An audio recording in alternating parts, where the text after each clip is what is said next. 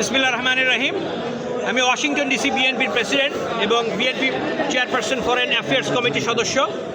আমরা আজকে এখানে এসেছি ওয়াশিংটন ডিসি বিএনপির পক্ষ থেকে শহীদ রাষ্ট্রপতি জিয়া এবং দেশনেত্রী বেগম খালেদা জিয়ার প্রতি শ্রদ্ধা জানাতে, তার রুহের মাগফিরাত কামনা করতে এবং আজকের এই গণতন্ত্র যে প্রতিষ্ঠা হচ্ছে 12 তারিখের নির্বাচনে গণতন্ত্র প্রতিষ্ঠায় তারেক জিয়ার নেতৃত্বে দেশ গঠন করার জন্য যত রকম চেষ্টা আমরা করছি, আমাদের বিশ্বাস ইনশাআল্লাহ এই তারেক রহমানই ভবিষ্যৎ প্রধানমন্ত্রী হবেন।